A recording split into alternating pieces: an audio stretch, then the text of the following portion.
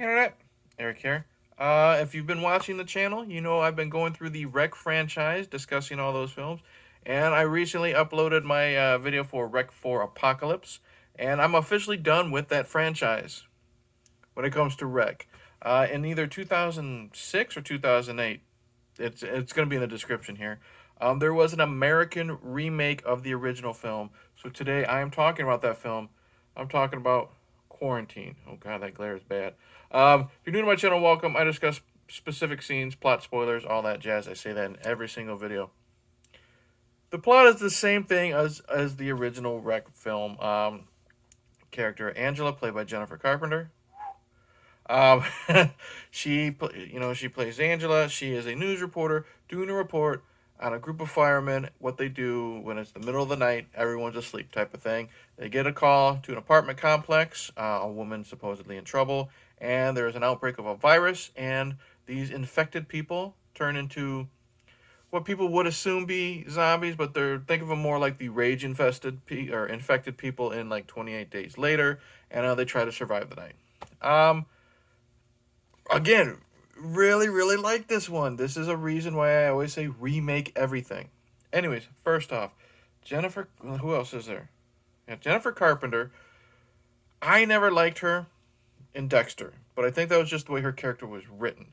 However, I remember liking her a lot in The Exorcism of Emily Rose. Really good. She's great in this. First off, as the movie starts, she's very cute, just like the girl who played Angela in the original films. Very cute, very likable. She's a lot of fun with the firefighters when she's doing her report, and she's really good at also when it comes to the fear, especially by the final act, I guess you would say.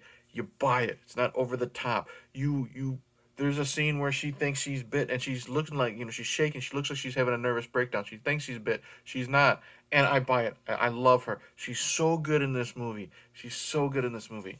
The other, I guess you would say, character of merit is one of the firefighters, and he's played by Jay Hernandez. I know him. He was really good in Hostel. I really liked him as Diablo in the first Suicide Squad movie. He's great in this. He's charismatic. He's fun. And he's got great chemistry, especially in the very beginning when they're doing the tour of the firehouse. And then when he has to take charge, you buy his fear, you buy his intensity. All these actors are good. You have the second firefighter. We get to see more of him. Like, there are differences in this from the original film. We get to see more of the second firefighter in this, and he's more of a kind of a he's crude. I mean, like, he's not overly vulgar, but he's crude and kind of like he makes a comment. I'll bet you $100 I'll bang this girl by the morning, type of thing. He when they're going to the incident, I guess you would say, he's talking about how the firefighters have codes for looking for hot chicks, on the side of the road as they're driving to the location.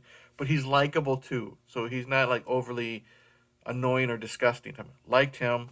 The cameraman is great. The other characters are really good. There's a character who is a vet, like, not like as in veterinarian. He's the one there doing I guess the things they need to do for like injuries, medical stuff like that. He's good.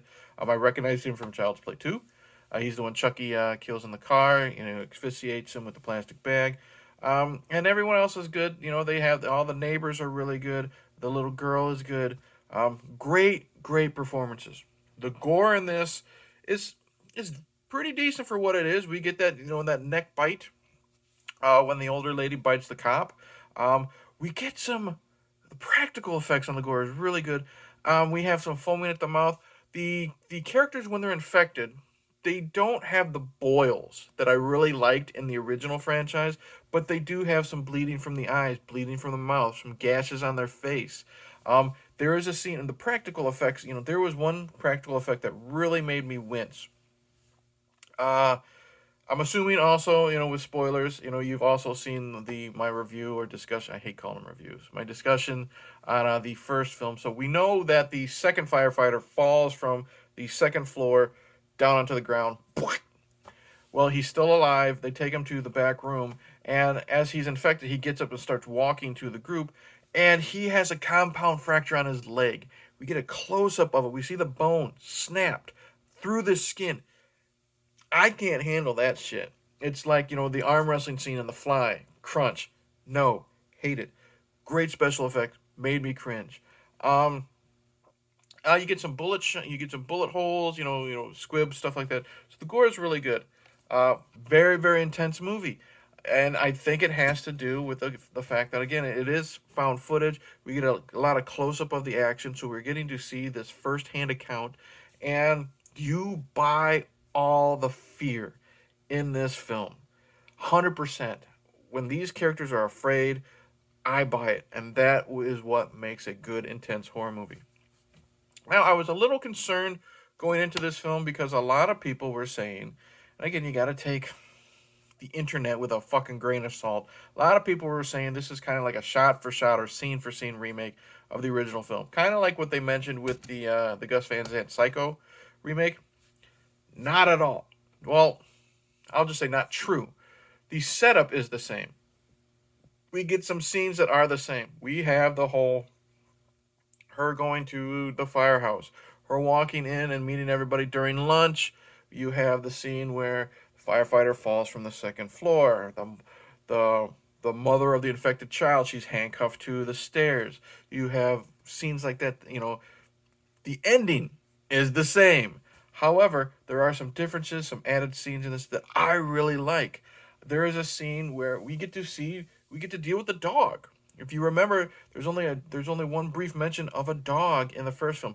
We get to see the dog attack somebody in an elevator. Great scene. And then I completely forgot about that victim when they have to use the elevator to get to the penthouse or the roof, apartment. There's a great scene where some of these characters are different. We meet a piano teacher and his student. Well, they're obviously living together. There's something up with that. But we go to their apartment and they are, it's 2000, what did I say, 6 or 8. They still have a UHF TV with rabbit ears, and they're trying to see if there's a news report. And I like this scene because you're only able to get bits and pieces, but they from what they hear, the CDC is there to quarantine the whole building, but there's a cop who says that everyone has gotten out. So they're fucked. They know it, and the public's being lied to. I like that. Another added scene was when they're trying to get away. They're all in one room, and one person tries to climb out the window. They have fucking snipers. There's snipers across the building, shooting at people, shooting some in the head, so they cannot escape the building. So they're not just quarantining this building by putting the big fucking bags over it and stuff like that, like they did in the original. They're making sure no one's getting out alive. So that is really cool. Other scenes. There's a scene where a woman is infected, and it's an intense scene in their apartment, and the cameraman actually has to beat her to death with his camera. We get to see the camera going up and down on her face. Bam, bam, bam. The CGI blood splatter on the camera is pretty lame, but that's a cool little addition. So it's not, if just because you've seen Wreck, do not avoid Quarantine. There's a lot of good stuff in here. When they get to the attic or the penthouse suite or whatever, and the newspaper clippings like we saw in the first film, the explanation is a lot different. It's not a possession, a demonic possession type thing, which I like this better. It's just a virus. It's a little more generic, but I don't care. I'm a sucker for a good zombie virus. So we get that. We still have that little fucker that comes out of the attic. He still got me. The old lady, or patient zero, I guess you would say, looks different. Still disgusting to look at. I think I prefer the original version of it better. Played by Doug Jones. I think that's his name, Doug Jones, from Hellboy and Hocus Pocus, Shape of Water. That famous actor, or I guess you would say he's not motion capture, not like Andy Serkis, but if you need somebody who under a bunch of makeup that walks a certain way and be creepy, you get Doug Jones. I really, really, really like this movie. If you are not a fan of subtitles, you can't deal with foreign films. Like, my wife doesn't like to read subtitles.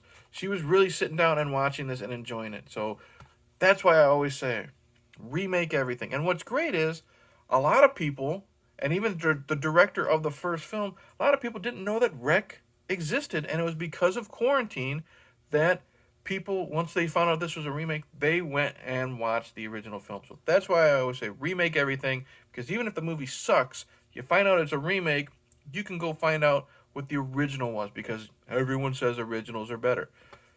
Rec was fantastic. Quarantine was really good too. Highly recommend it. Jennifer Carpenter, not just great to look at, she's so good in this film. Jay Hernandez is great. The characters are great.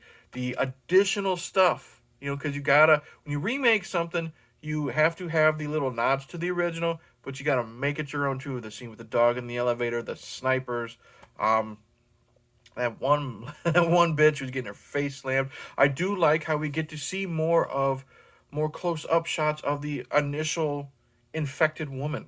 You know what I mean? We get to see her a little bit more close up than the original. We get to see that she was infected by the dog because you open the door, the dog runs out.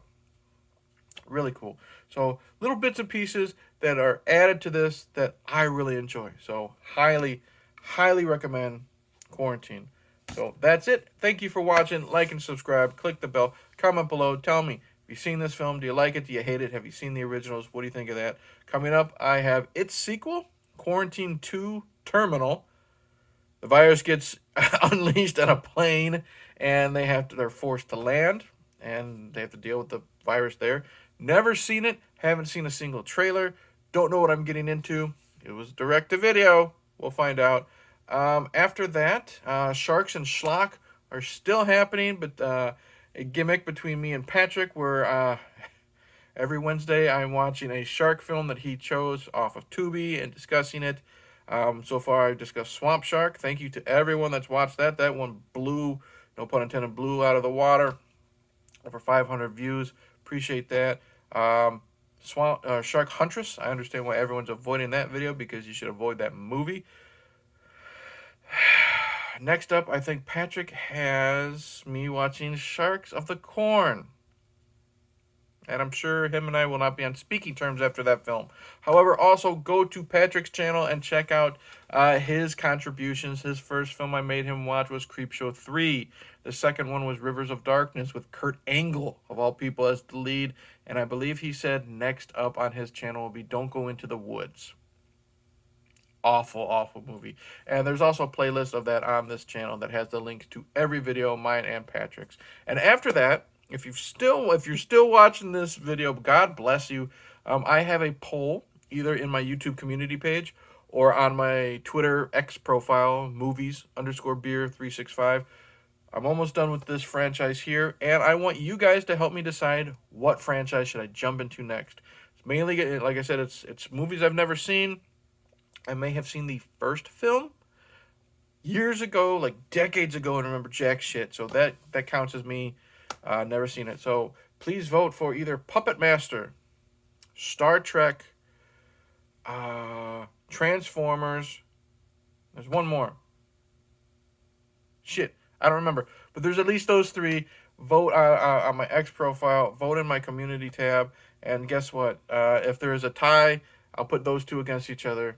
And then we'll see who wins. And to my knowledge, so far, Transformers is winning on both polls. So that'll be interesting. Yeah, Transformers, Puppet Master,